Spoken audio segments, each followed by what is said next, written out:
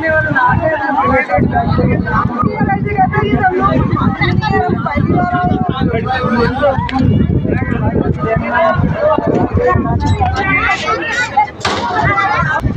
गणेश ज्ञानी श्री कृष्ण की कहानी लीला कलयुग की।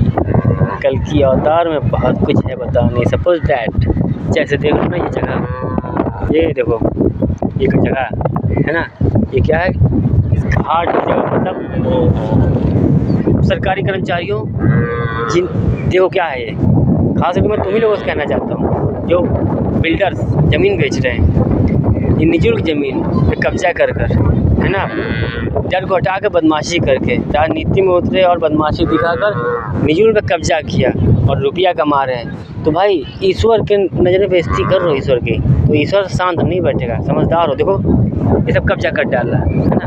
खैर छोड़ो दोस्त, आज ये अभी क्या देखो, कुछ देर पहले ये माँ गंगा में आए लोग पाप धुलने, कहते हैं चलो माँ शारदा में पाप धुलाते हैं, माँ गंगा में पाप धुलाते हैं, और इनको भी माँ कहते हैं, इनको भी माँ कहते हैं, पर मानते नहीं हैं। तो भाई पाप धुलने का मतलब क्या होता है?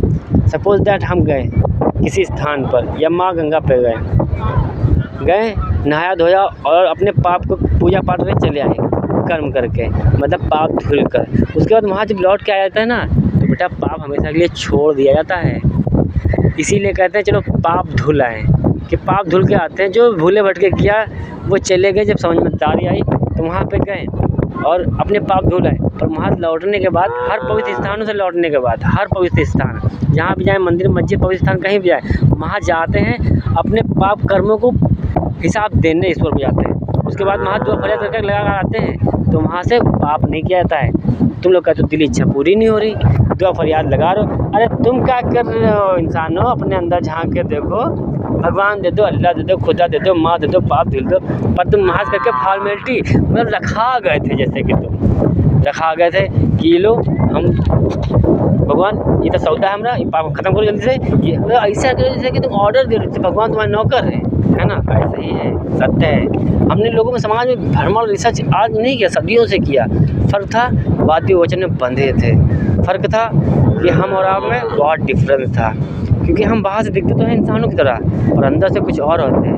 इसीलिए कहते हैं ईश्वर जब भी जितने भी आते हैं वो कभी नहीं करते, वो अपने नाम की स्मरण पूजा किया करते हैं, अपने नाम की जो जगाया करते हैं, क्योंकि हम खुद की पूजा करते हैं। जब खुद की पूजा इंसान करता है तब वो आत्मा और परमात्मा का मिलन होता है। देखो मेरी माई, हाँ माता जी क्या बात, क्या है माई?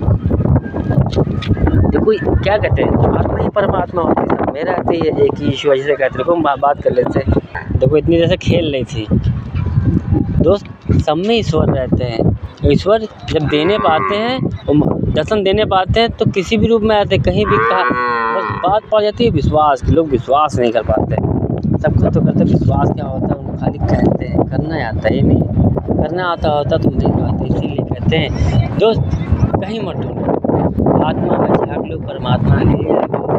आत्मा की आवाज़ परमात्मा की आवाज़ सेम एक अच्छी तरफ भागती है। दिमाग हमेशा गलत भागता है, कहते दिमाग की लगाना छोड़ दो, समझदार और समझदार बनो, सोचो अच्छे थॉट, अच्छे थॉट, तो वो ईश्वर कभी गिरने नहीं देगा। ईश्वर क्या कहता है? ईश्वर कहता है हमारी राह पर चलो, जब तुमको तकलीफ होगी, दुख दर्द होगा, पेन होगा, जब वो सही वक्त लगेगा तब ईश्वर तुमको देगा। लेकिन तुम दुआ फरियाद रोज़ मांगते हो, रोज़ लाओ लाओ लाओ, ऐसे लगा गए।